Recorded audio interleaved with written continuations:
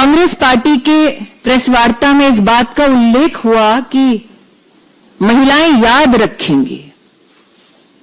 ये सत्य है, महिलाएं याद रखेंगी कि जब 6 दशक तक कांग्रेस के पास सत्ता थी तो 11 करोड़ महिलाएं इस देश में एक शौचालय से वंचित थीं। महिलाएं याद रखेंगी कि जब कांग्रेस की सत्ता रही तो ट्रिपल तलाक एक अभिशाप बनकर मुस्लिम महिलाओं के सर पर मंडराता रहा, उनके सपनों का संहार करता रहा। महिलाएं याद रखेंगी कि 25 करोड़ महिलाओं को बैंक का खाता खोलने में कांग्रेस की सरकार ने कभी समर्थन नहीं दिया, कभी सुविधा नहीं दी। इस देश की महिलाएं याद रखेंगी कि 10 करोड़ से ज्यादा महिलाओं को कभी भी कांग्रेस के कार्यकाल में आयुष्मान भारत का सहयोग प्राप्त नहीं हुआ। इस देश की महिलाएं याद रखेंगी कि भाजपा ने एनडीए की सरकार में पहली बार जेंडर बजट की व्यवस्था हुई, कांग्रेस के कार्यकाल में नहीं।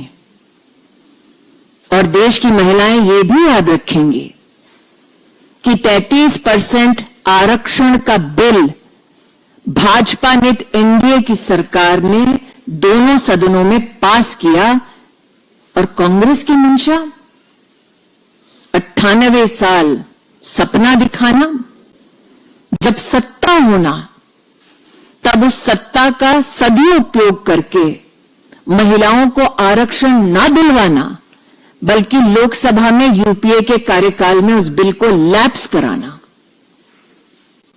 मैं स्तब्ध हूं कि कांग्रेस की प्रेस वार्ता में यह कहा गया कि वो 2023 के पारित बिल का समर्थन करते हैं जिसमें डिलिमिटेशन का उल्लेख है, लेकिन दोगलापन कांग्रेस का इतना कि साथ में यह भी कहते हैं कि उन्हें परिसीमन की समिति और व्यवस्था में विश्वास नहीं। कांग्रेस को देश की संवैधानिक व्यवस्थाओं में विश्वास नहीं, देश की संसद में विश्वास नहीं और देश की महिला पर भी विश्वास नहीं। ये कांग्रेस ने अपना क्रूर चेहरा देश की जनता के सामने उजागर किया है।